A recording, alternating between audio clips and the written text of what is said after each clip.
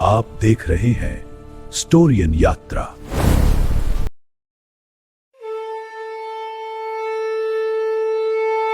जय माता दी। आप सभी भक्तजनों को नवरात्रि की हार्दिक शुभकामनाएं। माँ भगवती की कृपा सदा आप और आपके परिवारजनों पर बनी रहे।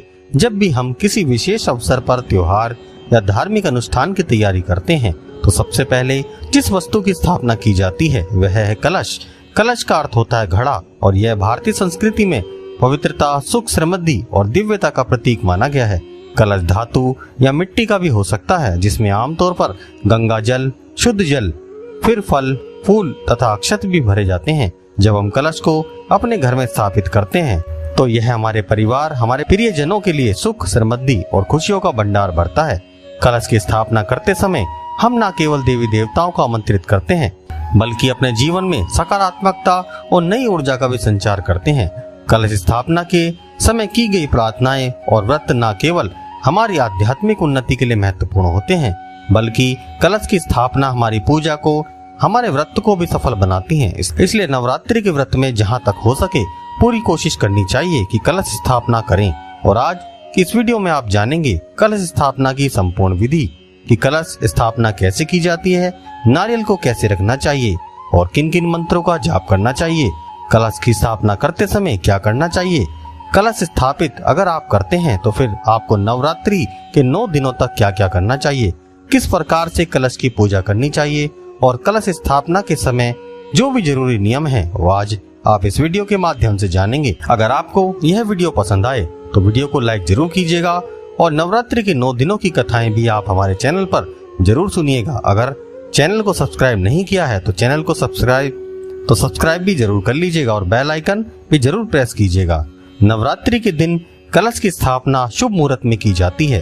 इस दिन भक्तजन माँ की पूजा करने के लिए सुबह जल्दी उठकर स्नान आदि से निर्वृत्त होकर कलश की स्थापना की सभी सामग्रियों को पहले से रख लेते हैं और कलश की स्थापना उत्तर दिशा या पूर्व दिशा की ओर मुख कर करनी चाहिए। कलश की स्थापना करने के लिए कलश लीजिए।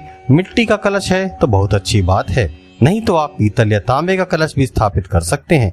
जटा वाला नारियल जो पानी वाला नारियल होता है, साथ ही माता की चुनरी, श्रृंगार की सामग्री, अक्षत, हल्दी, फल, फूल, पुष्प, यह सभी पूजन सामग्री। इनके अलावा जो भी आप रखना चाहते हैं वह आप रख सकते हैं।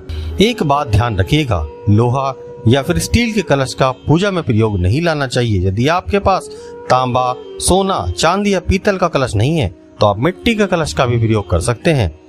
अब कलश के ऊपर रोली में ओम या फिर स्वास्तिक बनाएं।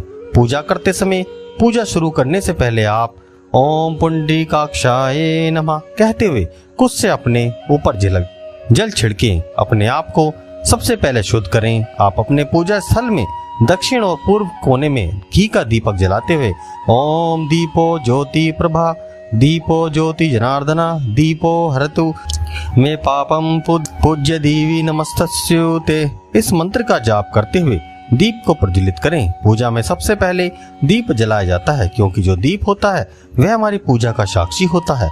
अब माँ दुर्गा यानी माँ भगवती की प्रतिमा के दाहिनी तरफ यानी कि जब आप माता की तरफ मुख कर बैठेंगे तो आपकी दाहिनी साइड होगी, तो आप उस तरफ कलश की स्थापना करें। कलश की स्थापना करने के लिए आप चाहे तो जमीन पर या फिर चौकी पर स्थापना कर सकते हैं। यदि आप जमीन पर स्थापना करते हैं तो 7 तरह के अनाज या केवल अक्षत रखकर ओम भूमाय नमः कहकर वहां पर आप कलश को स्थापित करें। इसके बाद कलश में शुद्ध जल, गंगा जल, लौंग का एक जोड़ा, इलायची, सुपारी, रोली, अक्षत, हल्दी की एक गांठ, एक सिक्का, चंदन, थोड़े पुष्प और इत्र डालें। अब आप कलश में थोड़ा सा गंगा जल और शुद्ध जल डालते हुए ओम वरुणाय नमः इस मंत्र का जाप करें।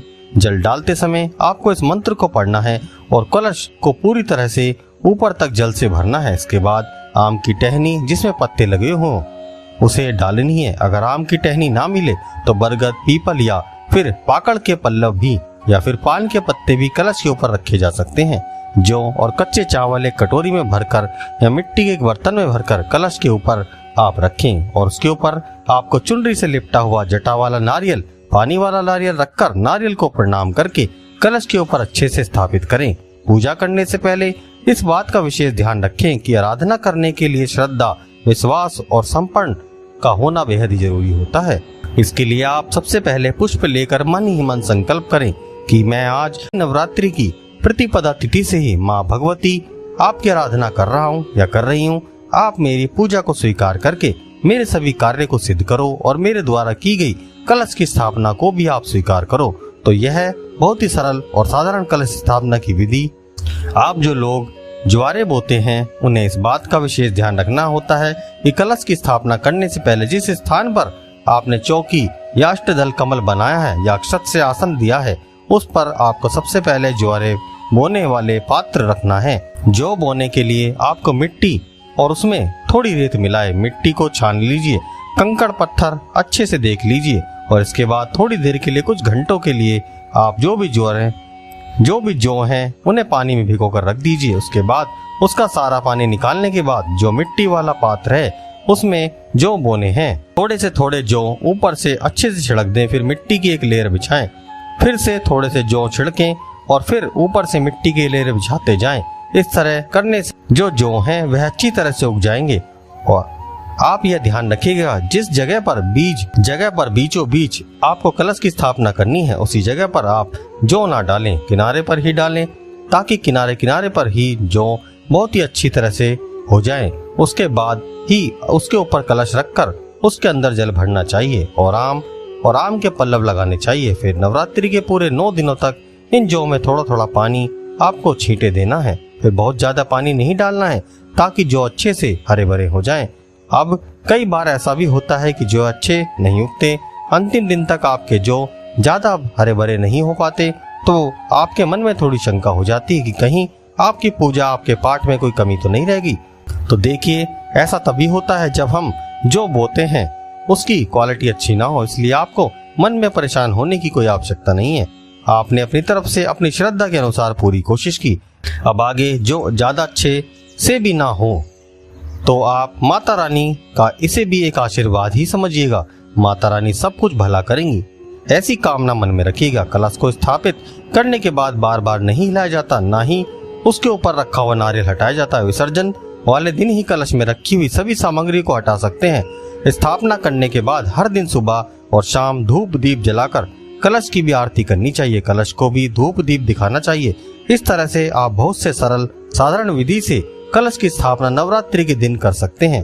कलश की स्थापना करने के साथ ही उस जगह की पवित्रता का भी आपको विशेष ध्यान रखना है। अशुद्धता अवस्था में आप कलश के पास बिल्कुल भी ना जाएं, बिना स्नान किए कलश को स्पर्श ना करें और कलश की पूजा भी ना करें। कलश के ऊपर कलश के आसपास आपने जो भी पुष्प चढ़ाए होते हैं उन बासी पुष्पों को भी आप वहाँ पर देर तक ना छोड़ें, बाकी पुष्पों को तुरंत ही वहाँ से हटा दें। फिर हर दिन नए ताजे पुष्पों से आप कलश का पूजन करें। इस तरह से आप नवरात्रि के पहले दिन कलश की स्थापना विधि विधान से करें। वीडियो अच्छी लगी हो तो चैनल को सब्सक्राइब जरूर करिएगा और वीडियो को एक लाइक जरूर कीजिएगा। हमारे चैनल पर नवरात्रि के हर दिन की कथा और विधि की वीडियो आपको जरूर मिलेगी। तो प्रेम से बोलिए जय माता दी।